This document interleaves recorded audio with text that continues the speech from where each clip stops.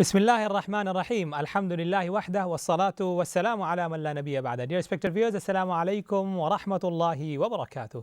Welcome to another brand new episode of the program entitled Towards the Origin, and to all of those who will be watching later on our YouTube channel and Facebook page. It is broadcasted live from the studio of Channel S, watched on Sky 814 across the UK and the Europe. Last week we have discussed about love for fame and authority, and it is a continuation but in a different angle.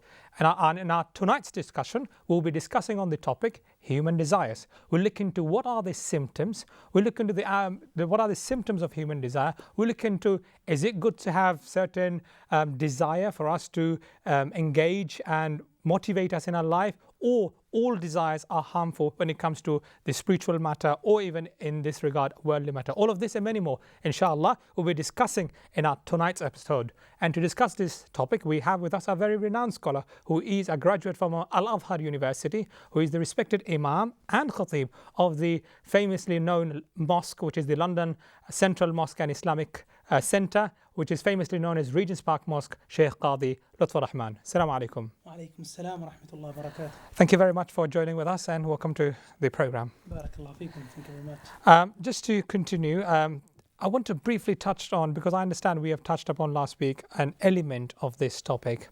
Now, just to touch upon in our tonight's topic, which is human desires. Now, as a human, it's quite natural for every human to have some sort of desire. Now, some might classify it to be good, others might classify it to be bad. Now, it depends on what perspective we're looking from and at what angle from what angle are we coming from. Now, in general, what does Islam say about human desire? Barakallahu feekum. Alhamdulillahi rabbil alameen. Alhamdulillahi hamdan yuwafi ni'amah wa yukafi'u mazidah. سبحانك اللهم لا نحصي ثناء عليك أنت كما أثنيت على نفسك. اللهم صل على محمد وعلى آل محمد كما صليت على إبراهيم وعلى آل إبراهيم إنك حميد مجيد. After praising Allah and sending salam and salutations to our Holy Prophet Muhammad sallallahu alaihi wasallam, I testify that there is none worthy of worship except Allah. He is one and He has no partners. And I also testify that the Holy Prophet Muhammad sallallahu alaihi wasallam is the final messenger and slave of Allah the Almighty. Now, desire, it is important that we understand the word desire in English. It says a strong feeling of wanting to have something or wishing for something to happen. A strong feeling of wanting to have something or wishing for something to happen. This is what we understand from the word desire in English. The desires can be in different things. There are different types of desires. There can be carnal desire, which is the physical desire, or maybe we can say more specifically sexual desire, to do with eating, consuming, or having relationship with opposite genders. Just a quick add on that. When you say desire, because normally there are two elements, a spiritual side of it and physical side of it. When you say physical, it considers the aspect of physiological, psychological, a lot of other element takes into so context. There can be like desire which relate to the physical desire, so something that a body wants to enjoy. Okay. And also there can be desire which is related to ideology, thoughts, beliefs, aqidah, and so on and so forth. So people may have desires in other forms. So there can be different types of desires, but we're talking generally about the desires. Now, are all the desires disliked in Islam? That can be a question. Not all the desires are disliked. Not all the desires are abhorred in Islam. There can be desires which is praiseworthy, like that you desire to establish salah at your home. You desire to see your children are obedient. This is a desire, and that's praiseworthy. So desires can be praiseworthy, as Allah subhanahu wa ta'ala said in the noble Quran, وَفِيمَا تَشْتَهِيهِ الْأَنفُسُ وَتَلَذُّ الْأَعْيُنُ, that in Jannah, in heaven, the believers will have what their hearts desire and what their eyes, or what will please their eyes. وفيها ما تشتهي الأنفس وتلذ الأعين. So that shows not all the desires are bad, but there can be desires which are disliked and prohibited to some extent. And Islam doesn't support a desire which is free, or which is far from the teachings or instruction of Allah and His Messenger, or messengers, peace be upon all of them. So not all the desires are disliked, as we said, وَفِيهَا مَا تَشْتَهِي الْأَنفُسُ وَتَلَذُّ الْأَعْيُنُ. And then there are desires which are obviously disliked and prohibited in Islam. So just to understand a little bit more, so it's like a usage of knife. So usage of knife does not consider it to be haram and halal, but it's how and when it's used. If it falls in the hand of a doctor, he saves life. If it falls in the hand of a wrong person, he might take life. So it's right. So the desire itself, it has to be controlled by the correct teachings, the correct instruction. Okay. Otherwise, people can misuse or abuse the desire. Now, generally, desires of human beings, if we tend to follow the carnal desire or all other types of desires, then we tend to make a lot of mistakes, because as human beings, we are weak and we tend to follow our nafs, our shahwa, our desires. Now, desire, the word desire can be found in Arabic language as well. So there is a word called ash-shahwa in Arabic. Ash-shahwa, as the scholars of Arabic language, they define the word shahwa, they say ar-raghba fi shay wa hubbu. Again, like a strong feeling towards something. That's the word shahwa. Ar-raghba fi shay wa hubbu. So the word shahwa is also directly mentioned in the Quran as well. Yes. As I said, وَفِيهَا مَا تَشْتَهِي. That word tashtahi came from shahwa. What about زُيُّنَ لِلنَّاسِ حُبُّ الشَّهَوَاتِ? Exactly. زُيُّنَ لِلنَّاسِ حُبُّ الشَّهَوَاتِ. That the love for the desires have been adorned and made beautiful or beautified for the people in this world. Also, there's another word for desire in Arabic language, which is al-ladha. And we said, وَفِيهَا مَا تَشْتَهِي الْأَنفُسُ وَتَلَذُّ. So that word ladha is also quite common in Bengali language, in Urdu, ladhat we say. So ladha is again taste and it comes more to food that we normally know. Exactly, yeah. And then you have the last word, or maybe one of the most famous common words in Arabic language, is called hawa. Hawa, again, as the scholars of Arabic language, they say, مَحَبَّةُ الْإِنسَانِ الشَّيْء وَغَلَبَةُ عَلَى قَلْبِهِ. Excessive love, extreme love, and then this dominate the hearts of people. So it overwhelms the hearts. So it kind of empower and becomes stronger than in people's hearts. وَغَلَبَةُ عَلَى قَلْبِهِ. وخصه ابن فارس, a scholar of Arabic language called Ibn Faris, بالخلو من الخير. He said that the word hawa is mostly used for something that is free or far from good. So it's more like doing or a tendency towards bad thing, or doing things which is not religiously allowed or permitted. So this is Ibn Faris, he said the word hawa. Now we find in the Holy Quran repeatedly mentioned in many verses, numerous verses, to not follow our desires just because we want to enjoy and we want to be free in this world and we want to live as we wish. Like some people say, many people say in this world at this time, that we want to just enjoy. This is my life, this is my choice. Who are you to say? Who are you to advise? And therefore some people even say there's nothing called good advice or bad advice. It's just that what you feel like. There's a famous saying, there's nothing called as good or bad, it's just what the thinking makes it. See, subhanAllah. Now, if that was the case, then Allah the Almighty wouldn't send uncountable messengers to this world. One of the reasons for the Anbiya, starting from Sayyidina Adam up to Muhammad alayhi salam, the reason for these Anbiya to come to this world was because to guide people and to tell us what is good, what is right and what is wrong. And I must mention, like, when we see like the people who make a lot of research and they want to learn through a hard way, or like academic research, like difficult ways. So some people, they come up with certain rules and regulations or some laws, and then they tend to say, oh, that was proven to be a mistake, and we see that this needs to be changed, and we see a lot of mistakes are happening, a lot of crimes are taking place in the society, and then they change and they bring a new law. But if people were to be satisfied with the divine laws, then they wouldn't go through this frustration, and they wouldn't go through this difficult transitions. That's very true. But then again, it's understandable fairly on a Muslim land in Muslim countries. But when we live in a country where a lot of people, they might not have subscribed to any particular faith. Yeah. So they might feel that we might be forced upon to follow a certain religious aspect. This is the reason why we say we don't mean to suggest Islam only. If people follow one of the mainstream faiths, especially the faith that came from Allah subhanahu wa ta'ala, they don't tend to have a lot of common agreements. There's a lot of similarities. So in other words, the country that's the majority people follows a particular faith. If that country's religion is to be implemented in a better, in an understanding that people can get a betterment from that, is that what you're suggesting? What I want to say that whatever was brought by the prophets and messengers to this world was for good and beneficial for the human beings. Otherwise, people will maybe find out, but they will go through a lot of difficulties. They will make laws, rules and regulations, then they will say, oh, that was a mistake, that's proven to be wrong. A lot of crimes are taking place. Now we need to change that law. Now, part of it is also, we just have to be balanced on this approach. Part of it is some people, they look at the followers and the leaders of a particular faith, and when they see them committing some sort of heinous crime, which some even not ever dare to think about, they tend to lose their faith or hope and some sort of belief in the religion that they follow. This is the reason why normally we say, even when someone comes to convert to Islam, we say that always put the faith of Muslims above their actions.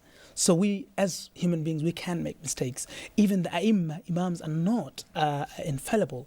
They can make mistakes. And in our aqidah, that apart from prophets that like anyone can make mistake. So Anbiya alayhim salam, they're the ma'soom. Like they are infallible. They're infallible. They don't make mistakes. So now we people as human beings, we can make mistakes, and this is the reason why we have to say that Islam is above the actions of Muslims, and that doesn't mean that we also don't make ourselves better and we take the character of the Rasulullah sallallahu alaihi wasallam in every aspect of our life. So in other words, the Islam should not be judged upon the Muslim that are prevalent in the society, but rather by its true scriptures. Yes. And you will find good and bad people in every faith, in every tribe, every sect as well. That's very true, and I think it applies to the worldly matters as well. If a doctor has been involved in some illegal means and method, that means all doctors are corrupt. So we can't be paranoid. Or even the textbooks, we can't blame the textbooks for that. Absolutely correct. We can't be paranoid. We can't just generalize, and this is something really important. Now, going back to the issue of al-hawa, the word hawa, which is mostly goes towards the bad desires or desires which are harmful. Like, for example, someone feel like drinking alcohol, and then he drinks and drinks until he goes unconscious and he loses his sense. Now, that's a desire. He wants to do it, but that's harmful. What about earning excessive money? Wasting money, or maybe take the issue of drugs. Those who want to have or consume drugs, they really love doing it, and it's something that they want, the zeal and desire, but it's harmful. I mean, just to correct it, I mean, to understand it better, when I say excessive money, it means like running after the money. Like if I have ventured in one project, I'm continuously running after it, rather not being content with what we're connecting oneself with money. Money, that's what it is. Because money is something that we need to be successful and to be productive in this world, and that's something needed. And even Al-Quran Al-Kareem says, فَإِذَا قُضِيَتِ الصَّلَاةِ فَانْتَشِرُوا فِي الْأَرْضِ. If salah has been performed, go out and seek sustenance. Earn, don't just stay home. So go and earn the sustenance. This is a Quranic injunction. And this is another thing, many Muslims even, unfortunately, we think and we see that as someone who is a leader of a faith or an imam of a faith, we think that they normally would be poor or financially would not be quite this is capable a enough. Negative, meaning that always religious people have been taken or portrayed as people of the low class, people of the society. Or financially not stable in that context. Again, so this is something but there is no restriction in Islam. No. In fact, if the mal comes and if someone can use in the right way, halal source. then this is something best. And many of our Sahaba, Uthman ibn Affan, they were very rich. Yes. And so the wealth is praiseworthy as long as it's spent in right way, in correct way. And earned in halal. In halal way, yes. It. So now going back to the issue of al-hawa or desire. Allah subhanahu wa ta'ala said in the Holy Quran, in Surah Al-Ma'idah in verse 77, He said, وَلَا تَتَّبِعُوا الْهَوَى ولا تتبعوا أهواء قوم قد ضلوا من قبل وأضلوا كثيرا وضلوا عن سواء السبيل. So Allah the Almighty said, and do not follow the vain desires of people who went astray in times gone by. So don't follow the vain desires of the people who went astray. Like people before us, they used to put things in their own scriptures out of the desires. If they felt like something they want to do, they make it halal. If they felt like they didn't want to do something, so they made it prohibited. So that means the religious scriptures are being concocted, amended, things were taken out, and that's again ideological desire. And then you have people they followed their desires excessively. They went astray, as Quran says, and then they also misled other people because of their desires, because of their connection with their desires, and strayed themselves from the right path. So they went out of the correct path. وَلَا تَتَّبِعُوا أَهْوَاءَ قَوْمٍ قَدْ ضَلُّوا مِنْ قَبْلُ وَأَضَلُّوا كَثِيرًا وَضَلُّوا عَنْ سَوَاءِ السَّبِيلِ. We find that also, before I forget, we find that tendency also in many religious people. So they say, there is a type of people that would say, whatever suits me or whatever fits me, then I would just take that. So there are people who made a madhab actually. That's what I was coming to now. Yeah. For example, we have seen people now, we have this division, unfortunately, that some people say, that without going into details about it, because obviously our today's topic is not that subject, like we would pick and choose from different madhab and suit our needs. Exactly. So they would say, if this is something was right, then first of all our predecessors, they would have suggested Salaf as-Salihin. But and also if people start like doing pick and choose, like taking all the easy masails, easy rules and regulations from all schools of thoughts, then they would lose the religion itself. Eventually they would lose. And there are examples for that. There's no time for giving those examples. There are many examples which suggest that if people start taking all the easy matters from all schools, then eventually they will make the religion very they will take it to a level where it's going to be they may lose their religion. So therefore, even when it comes to religious matters, we are allowed to go for a stronger opinion if that's something proven to be stronger. However, we shouldn't go just because something that is easy for us. And I think the best practice should be, as the Sahaba and the Salaf as-Salihin have done, that ask the people who are more knowledgeable. Exactly. Let's not make our own judgment. Yes, and also if something that we think that we need, and at times there can be severe difficulties to follow a specific rule or specific fatwa or an opinion, in that case, we can go to the people of knowledge, and if they suggest, just the way GP sometimes can change the medication, just the way the doctors can change the prescription, similarly a mufti, someone who is knowledgeable or qualified scholar, can maybe suggest a different prescription for that person. But that depends on circumstances, individual because obviously cases. He will look into the situation, circumstance, because he knows the adab or the manners of giving fatwas, and not just that he's going to pick and choose. Yeah, this is not something that's praiseworthy in Islam. The other thing I want to know, you mentioned about the hawa. Is it the same hawa that Rasulullah in Surah said, وَمَا يَنْطِقُ عَنِ الْهَوَى? Is this the same hawa? Yes, exactly. The Prophet ﷺ, he never follows his desires. Is that why it is mentioned? Yes. إِنْ هُوَ إِلَّا وَحْيٌ يُوحَى. Whatever he says, whatever he does, or whatever he loves, recommends, all of them are wahi, are inspired by Allah subhanahu wa ta'ala. So whatever Prophet sallallahu alaihi wasallam said, he never spoke from himself.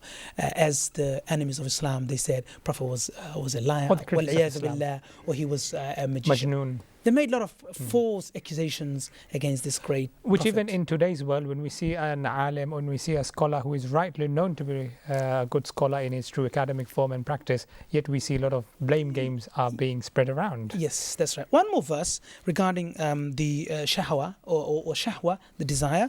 In Surah Maryam, Allah subhanahu wa ta'ala says in verse 59, فخلف من بعدهم خلف أضاعوا الصلاة واتبعوا الشهوات فسوف يلقون غيا.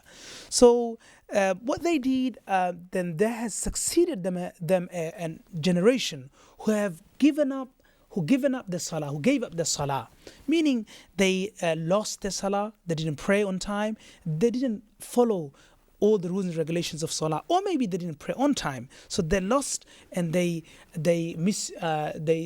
treated salah insignificantly, and they have followed their lust, they have followed their desires, the excessive desires, which made them to be in the fire of hell. Again, desire, you see. Okay, now that's a very relevant subject. I would like to talk after the break about salah, the negligence that we have. Even it's prevalent in our today's society. But inshallah, we'll discuss that after a short break.